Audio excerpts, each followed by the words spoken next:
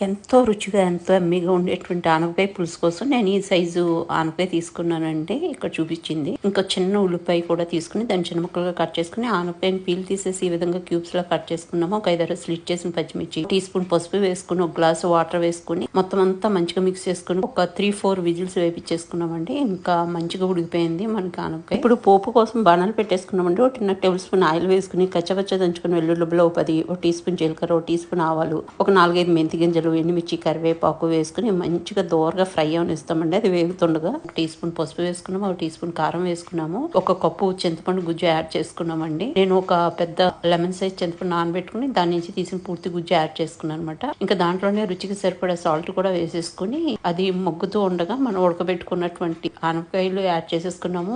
పావు tea spoon కంటే తక్కువ మెంతిపిండి, టీ స్పూన్ బెల్లం వేసుకున్నాము, కొత్తిమీర వేసుకున్నాము. ఉడుకుతూ ఉండగా మనము ఒక టేబుల్ స్పూన్ వెన్న ఇంట్లో ఫ్రెష్ గా చేసుకుంది యాడ్ చేసుకున్నామండి. యాడ్ చేసుకున్న తర్వాత మొత్తం అంతా మంచిగా మిక్స్ చేసుకుని కొంచెం కరివేపాకు కూడా ఇక్కడ యాడ్ చేసుకుంటామండి. యాడ్ చేసుకున్న తర్వాత ఆ నీరంతా ఎగిరే వరకు మనం ఉడకనిస్తాం అనమాట. ఒక 2-3 నిమిషాల పాటు మనకు కర్రీ అయితే రెడీ అయిపోయిందండి. చక్కగా ఎగిరిపోయింది. దీనికి కాంబినేషన్ లో నేను ఇక్కడ చల్లమిరపకాయలు, అప్పడాలు అవి వేపిస్తున్నాను. చల్లమిరపకాయలు, అప్పడాలు, వడియాలు, గుమ్మడికాయ వడియాలు, ఆనపకాయ పులుసు కాంబినేషన్ లో చాలా బాగుంటుందండి. ఇంకా నేను వేడి వేడి అన్నంలో ఈ ఆనపకాయ పులుసు ఈ రోజు పచ్చిమిర్చి పచ్చడి చేశాను. అది తర్వాత చల్లమిరపకాయలు, అప్పడాలతోటి సర్వ్ చేయడం జరిగిందండి. డెఫినెట్గా ఒకసారి ట్రై చేసి చూడండి.